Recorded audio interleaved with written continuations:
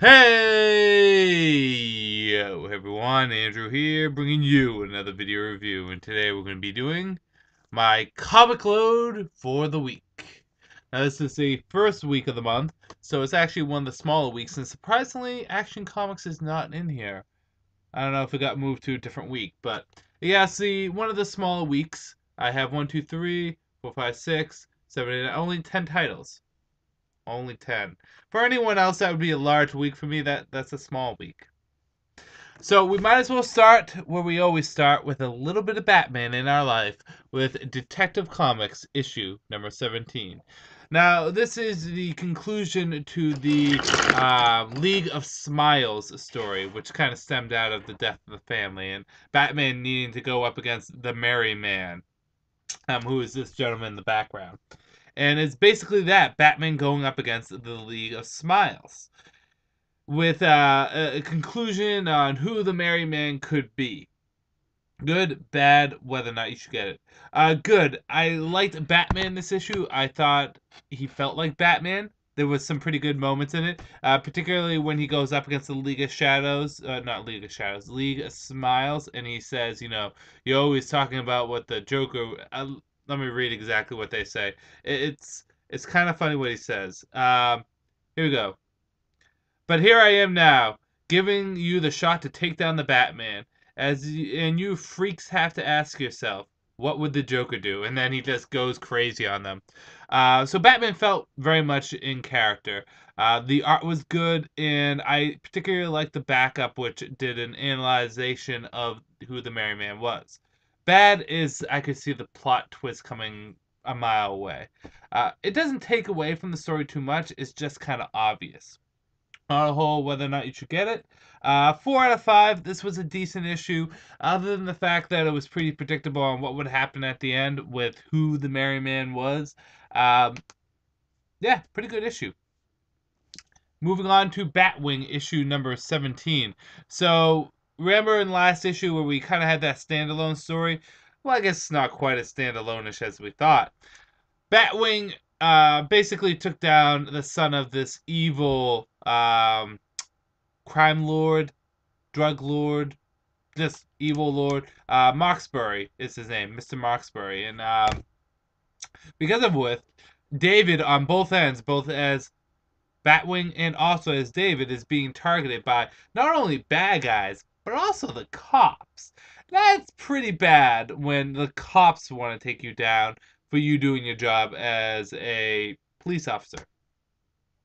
Anywho, so he has to kind of deal with what's going on, being hunted down as Batwing and also being hunted down as David. And again, being hunted down by his own people and by bad guys, but also surprisingly by a former ally too, who's against Batwing, and is he going to be able to survive? Good, bad, whether or not you should get it. Good. Uh, the story is very nicely told. I like the corruption in the police force. I like David not knowing what to do or where to go. And I also like the fact that he's kind of at a vulnerable point. It's good to see our heroes vulnerable sometimes. The art is good, although I have to admit, David kind of looks like I don't know what he looks like. He just doesn't look like what he usually does.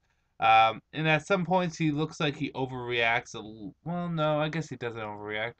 I think this, art-wise, it all looks good, except for David doesn't look like David. Looks a little older than what he should be. Um, but yeah, there's a definite sense of intensity here. Batwing was good this week. I enjoyed it. However, I'm going to give it probably. Actually, no, this deserves a 4 out of 5. This was a fun issue. I do think it was well told. Everything was paced well. The art was good. And they left off on a good cliffhanger. On to TMNT, issue number 18, Teenage Mutant Ninja Turtles. So this is Expedition Up the Wazoo for the Turtles. This is the Turtles basically learning all the ins and outs of Krang, his war, and alien stuff. There's some action here. A good half of the issue is action. Actually, if you literally take the issue and split it in half, action, dialogue, action, dialogue. Um, Good. I do like how everything's kind of coming together for the past 17 issues, especially with Krang. April was fun in this. I felt as though the turtles felt very natural being outside of their element here, being in space and all that. The fighting was good and the intensity was good. Bad is that there was, like I said, a lot of dialogue to inform the turtles about what's going on, and we already know this stuff. I guess it's okay because some of the stuff, if you didn't read the micro series for Fugitoid, maybe you wouldn't have known it completely. But even then, there's a lot of stuff in here that I feel as though we've already kind of known. On a whole, pretty decent issue. I wish the action just kept on going. But besides, I'll give it 3.5 out of 5. Moving on to Animal Man and Swamp Thing together, issue number 17, World Finale, part 1 and 2. We still have, I think, 2 more issues of Rot World, and then it comes to a close. And the cool thing is, with these issues, you can kind of put them together, like so. Let me see. There we go. Uh, yeah, basically, it's a humongous fight. Rot versus Animal Man and Swamp Thing. And everything that has been building up to this point, allies, enemies, weapons, and plot, all just comes to here. Uh, how can I say this without giving away too much? We find out that not all the rot is bad. There's a twist. That, like the red and the green, the rot has its place and it understands that. I don't want to give too much away, but the rot is not the bad guy in this. No, it's not. The rot is not the bad guy, which is cool. That's a nice twist. You think it's going to be the rot the whole time. It's a nice twist. Um, a lot of emotion here, especially with Animal Man and Swamp Thing seeing their loved ones twisted and destroyed by the rot. Uh, yeah, you got a really feel of dread in this, and some really good fight scenes, especially Flash versus Animal Man, which was cool. Bad, nothing really. I'm gonna keep these both at a solid 4, um, only because I think Rot World has gone on too long. It doesn't hurt the issue at all, but I've kind of was looking forward to a conclusion here. We didn't get it. Moving on to another Jeff Lemire book, and that would be Green Arrow issue number 17. And this is the drawing cover, but here's the actual cover inside. Now, you're probably all saying, for those of you that have been watching my videos for a long time, Andrew, I thought you were going to stop reading Green Arrow. Yes, well, like a bad STD, it just keeps coming back, doesn't it? Not that I know what that would be like. But the thing is originally for those, make a long story short, for those that really haven't watched much of my videos beforehand, I'm not a big fan of Green Arrow as a character. I like, or as a person. I like the concept of Green Arrow, but I really didn't like how he was executed before the New 52. He was kind of a dick. Plain, flat, and simple. I'm not going to go into details how. If you want me to, I'll maybe do a video later. But I said, the New 52 is a chance for me to get onto Green Arrow and not have to worry about previous continuity.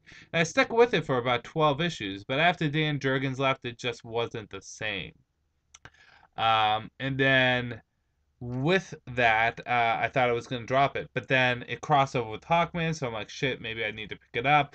And then I heard Jeff Lemire was jumping on it, so I said, shit, maybe I should give it a chance. Because for those of you that don't know, Jeff Lemire is really one of the stars of the New 52. You can talk about Scott Snyder with Swamp Thing and Batman, and you can talk about Grant Morrison with Action Comics, and Scott Lobdell with Red Hood and Teen Titans and Superman and so on and so forth.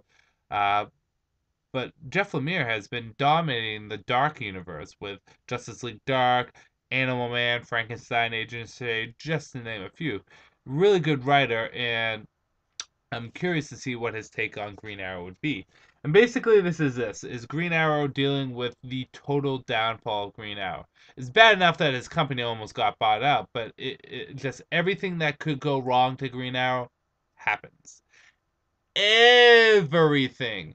And while this is going on, we meet a new villain. His name is Komodo. And Komodo is a mysterious individual who is not only as good as Green Arrow, but quite possibly better.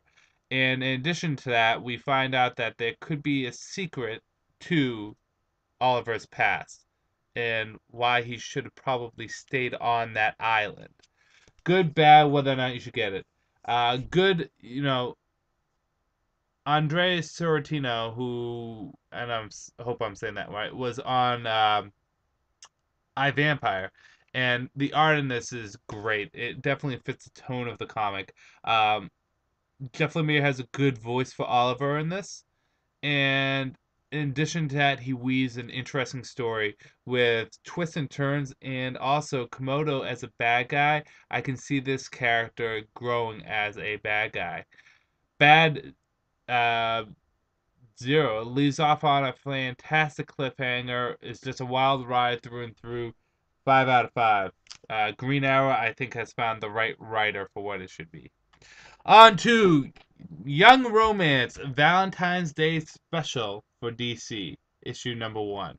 Uh, so basically, this is 6 small stories in the New 52 dealing with romance, and it ranges from Aquaman and Mira to Superman and Wonder Woman, Batman and Catwoman to Nightwing and some random chick to Batgirl and one of her supporting cast members, and Apollo and Midnighter, and basically some of the major couples in the New 52 and telling little stories about them. What's also cute, is if you open it up, they give you free Valentine's Day cards. Move this over, which is kind of cool. My favorite quote on the Valentine's Day card is Superman's that says, "My love is more powerful than a locomotive." That's great. Uh, Showed these to my fiance last night. She had a chuckle out of them. Um, Although maybe I'm not into AOL or AIM or Facebook lingo, but what does cyborgs mean? IYQSWAK XOXO, which is hugs and kisses.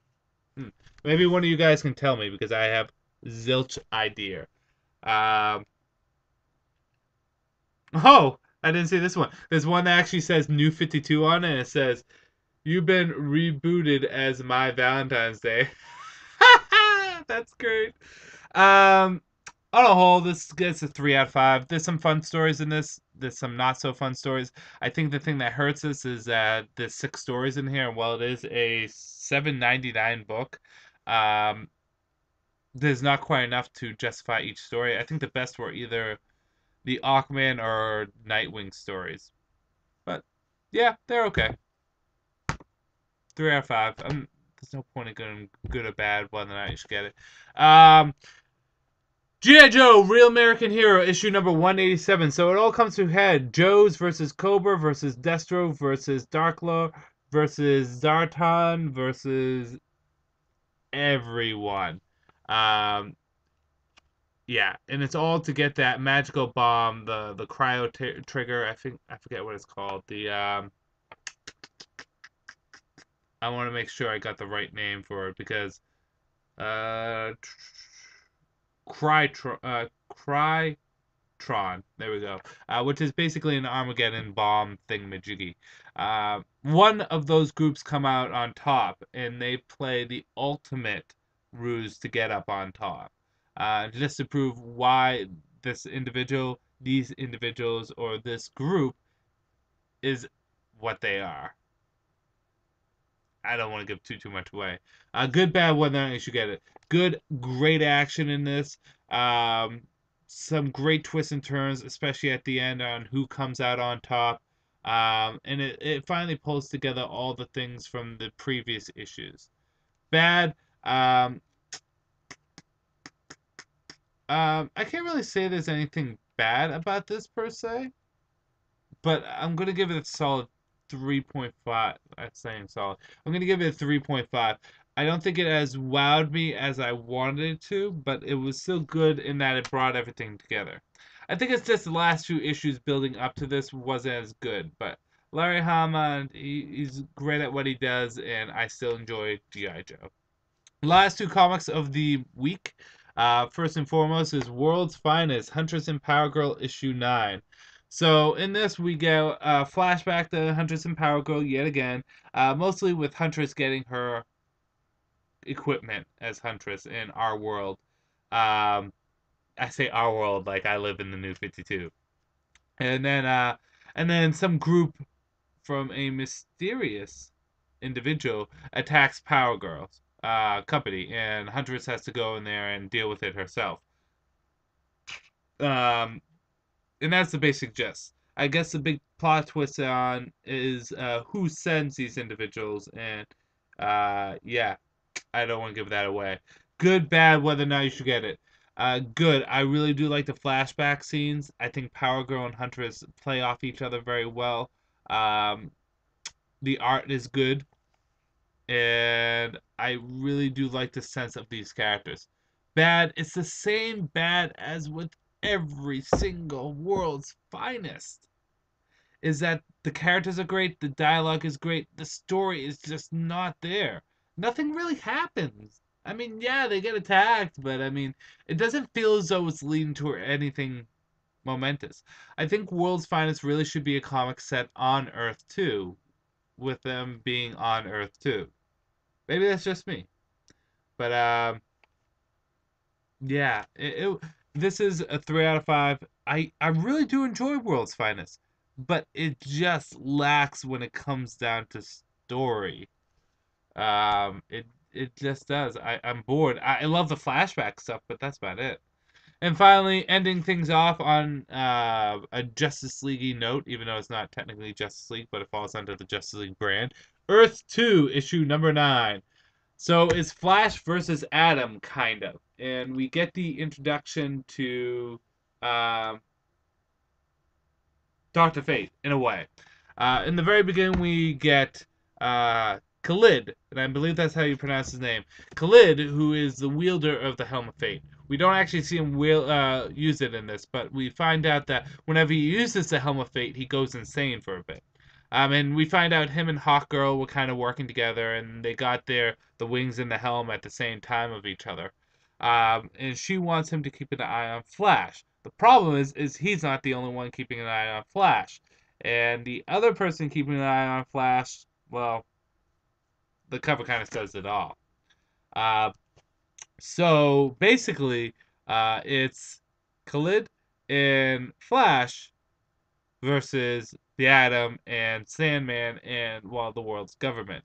And they do a desperate move, which basically makes them come into contact with a big magical villain from the DC universe. Good, bad, whether or not I should get it. I do like how Khalid and Nabu or Dr. Fate is being handled in this. Although we don't actually see him in this, I do like the slow burn and build up to the character's reveal. Uh, I do like the fight with Flash and everyone, and I like Sandman in this also. The pacing was pretty good, except for in the beginning, which goes into the bad.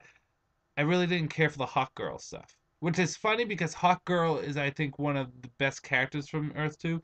I just wasn't too impressed too much. They spent, let's see, James Robinson, who is still one of my favorite writers of all times, takes 1, 2, 3, 4, 5, roughly 6 pages, not including any ads, just on Hawk Girl dialogue about how much she doesn't like Green Lantern. Uh, Putting that aside, good issue, 4 out of 5. Really did enjoy this issue. I thought it was fun, and I do like that slow burn. What's my Andrewcutter pick of the week? For the first time ever, it's going to be Green Arrow. Jeff Lemire has really kind of knocked it out of the ballpark with this comic, and I think Green Arrow is back on the right track, which is important, people, which is important. But yeah, this week was an okay week. Had some good. I don't think there was anything necessarily bad in here. And even the stuff that I gave kind of like a 3 or a 3.5 weren't necessarily had anything wrong with them. They just didn't wow me. But yeah, yeah, small week. Oh, the new 52 Justice League Green Arrow figure did come out. I have it in my box. I will do a review of it probably this Saturday-ish, maybe? Depending on how the snowstorm goes, because we're going to get one here in New England. But that's my Andrewcutter pick of the week. What is your pick of the week? I would love to hear. That said, I'm going to end this review here. This is Andrew saying peace out for now.